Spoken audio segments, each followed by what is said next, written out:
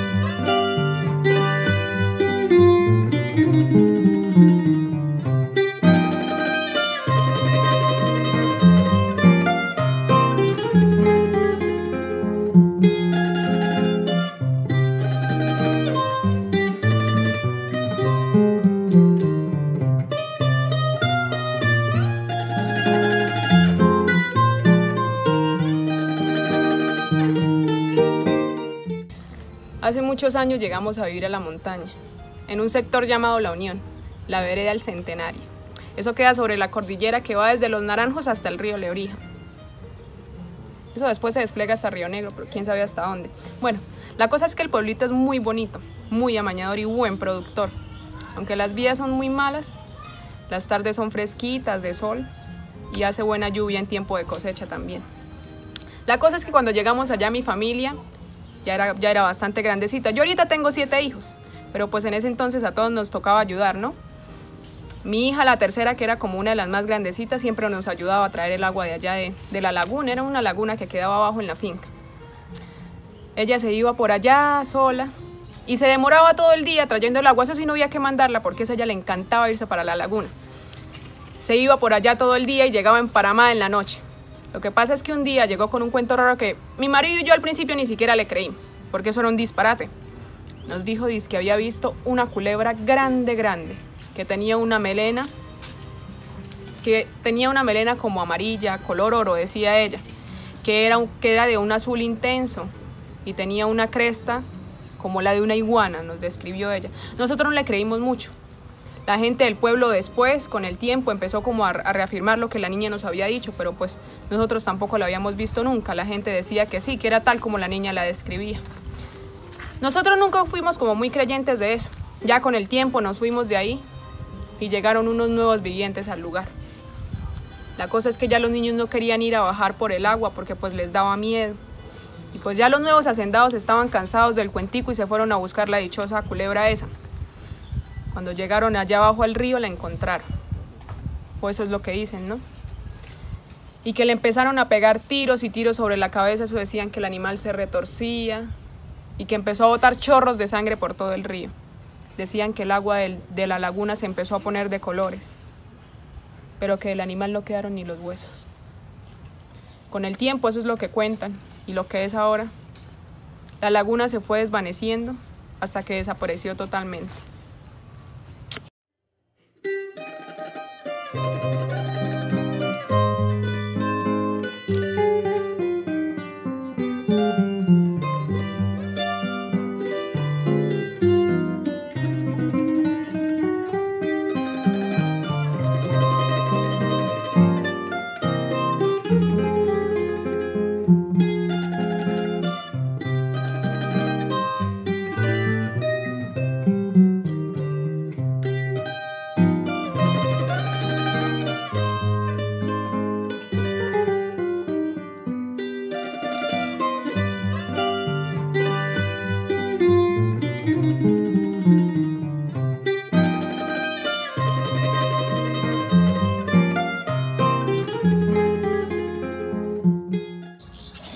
En esta historia que voy a contar voy a evitar decir el nombre del desdichado, por respeto a una rama de su familia. Es necesario contarla para que le sirva de ejemplo a todas esas personas que se atreven a desafiar el nombre de Dios y de sus representantes aquí en la tierra. Yo se la oí contar a mi abuelo, pero mi padre no nos la contaba, por eso yo no se la relato tampoco a mis hijos.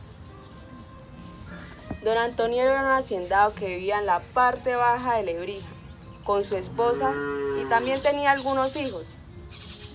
En ese entonces se acostumbraba a hacer celebraciones a algunos santos.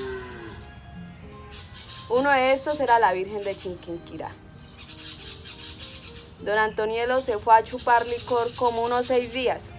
Cuando llegó el momento de la misa de la Virgen de Chinquinquirá, se terminó la misa y salieron a la procesión. Iban a darle la vuelta alrededor de la casa de la iglesia para volver. Don Antonielo salió de la esquina cuando iban pasando y se empezó a reír de todos los que iban en la procesión. Cuando iba el momento de la Virgen de Chinquinquirá, el padre Martínez le estaba haciendo un rezo. Él se empezó a burlar, cogió piedras y empezó a tirar.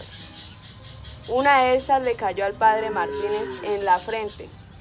Volteó a mirar enojado a don Antonielo y él, en su risa, dijo que no le importaba. El padre Martínez se enojó más y le echó una maldición.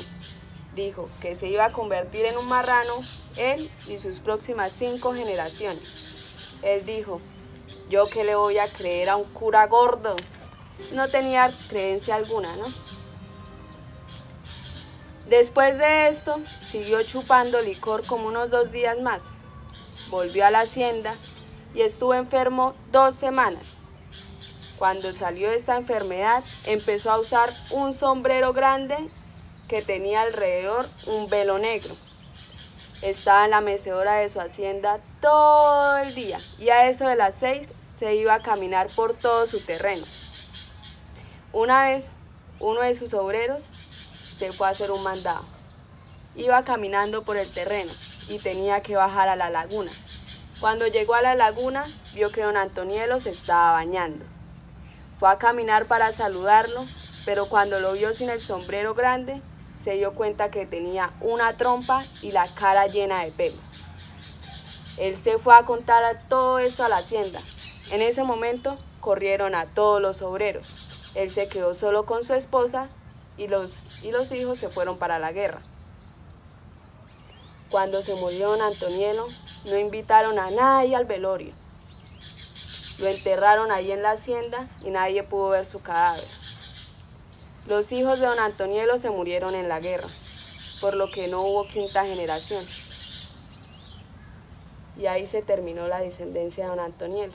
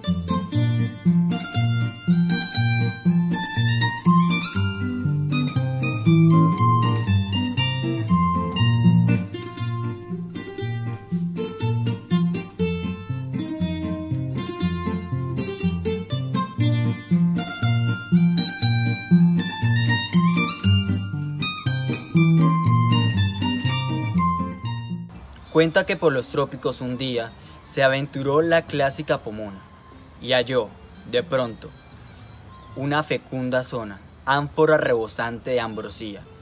Probóla, fue tan grande su alegría, y eternamente ese blasón pregona, porque dejó sobre ella su corona y le incrustó clara piedrería.